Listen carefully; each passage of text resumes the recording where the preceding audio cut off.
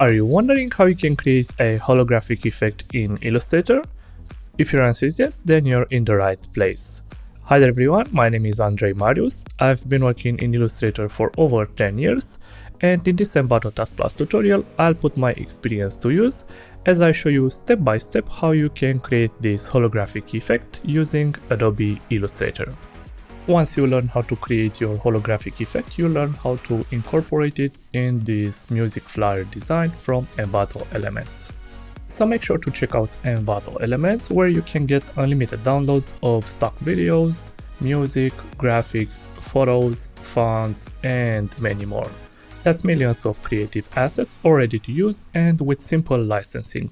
Plus, no lock-in contract, which means that you can cancel anytime.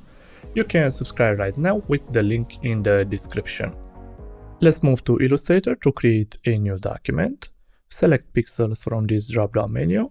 Set the width to 1680 pixels and the height to 1220 pixels. Make sure that the color mode is set to RGB and the resolution to 72 pixels per inch. And then you can click this button to create your new document. Press Ctrl and 0 to fit this artboard on your entire screen. Go to Window in the menu bar and first of all make sure that the control panel is active, and then open all the panels that have this check mark. Once you're done, go to View and Show Grid to enable the grid. Go again to View and select Snap to Grid to enable the Snap to Grid feature. And for this tutorial you need a grid line every 20 pixels, so let's go to Edit, Preferences, Guides and Grid.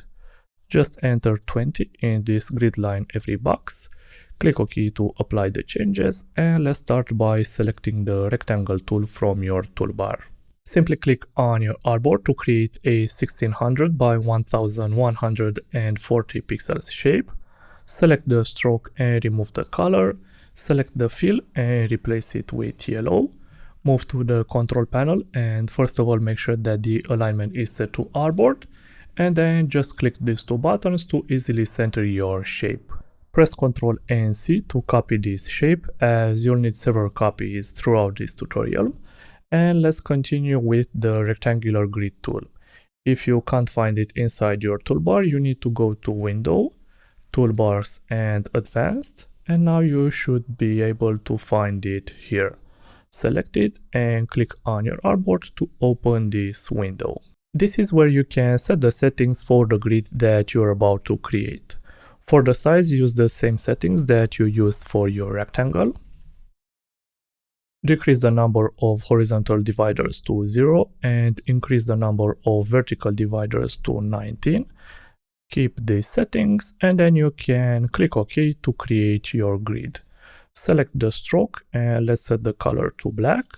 Click again these two buttons to center your grid.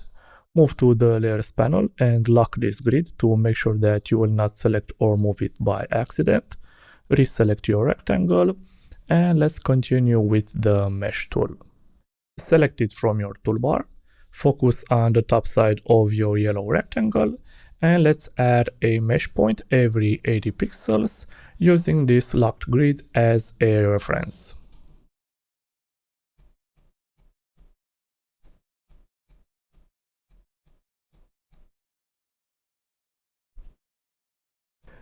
Once you're done, you can hold down the Ctrl key and click outside your selection to deselect it. And let's focus on the swatches panel to save some colors which we'll use to color this mesh. Select the fill so you can click this button to save your new color. Set it to 35, 31 and 32. Let's drag it outside the group and click again this button to save your second color. Make it 93, 94 and 97. And now let's continue to add 14 more colors. For the third one, let's enter 163, 164 and 168. Now 125, 133 and 137. Now 231, 232 and 233. 72, 86, and 84. 255, 110, and 247. 222, 30, and 214. 243, 70, and 116.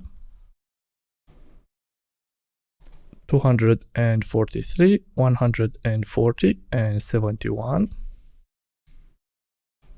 237, 242, and 61. 130, 249, and 95. 46, 207, and 201. 21, 140, and 255. 66, 84, and 252. And finally 117, 35, and 242.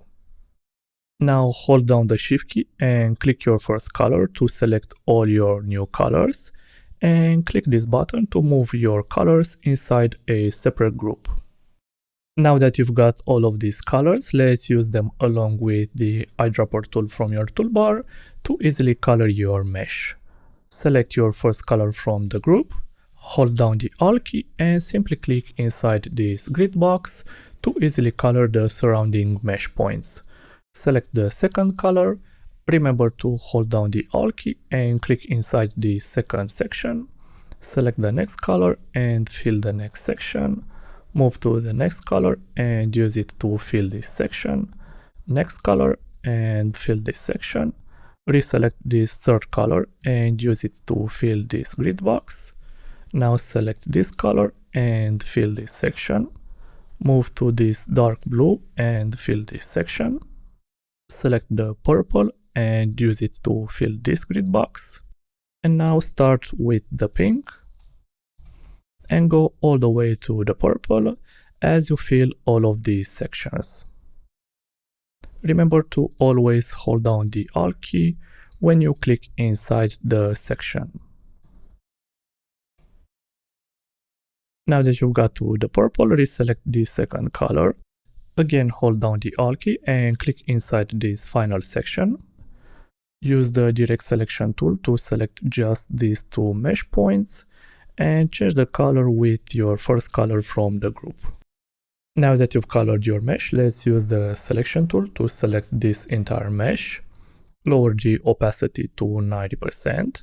Press Ctrl and F to add a copy of that yellow rectangle. First of all, replace the yellow with 66, 84, and 252, and then drag this rectangle below your mesh like this. You can select your locked group and delete it. Press Ctrl and minus to zoom out a bit, and double click the warp tool to change the settings of this tool. Increase both width and height to 800 pixels. Drag the simplify slider all the way to 100. Click OK to apply the changes. Let's move to the layers panel to select this mesh, and now you can distort it. All you have to do is simply click and drag to apply a new distortion. Keep in mind that you can't achieve the same exact result, so feel free to play with this tool until you end up with an effect that you like.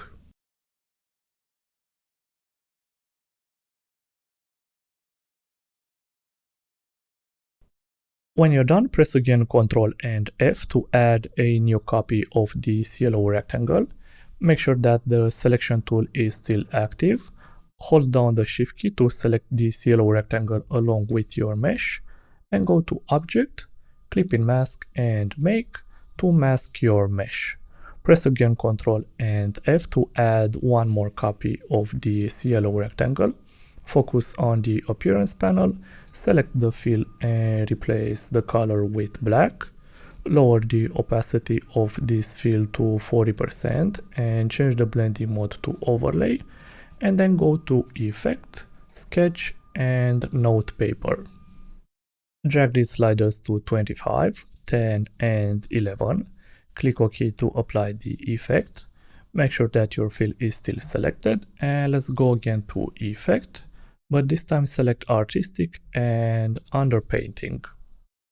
Set the brush size to 5 and the texture coverage to 40. Select Canvas from this drop-down menu. Set the scaling to 100% and the relief to 4. Make sure that you have top selected from this light drop-down menu. Click OK to apply this second effect, and let's go one more time to Effect. This time go to Distort and Glass. Set the distortion to 5 and the smoothness to 2. Make sure that you have Canvas selected from this drop-down menu.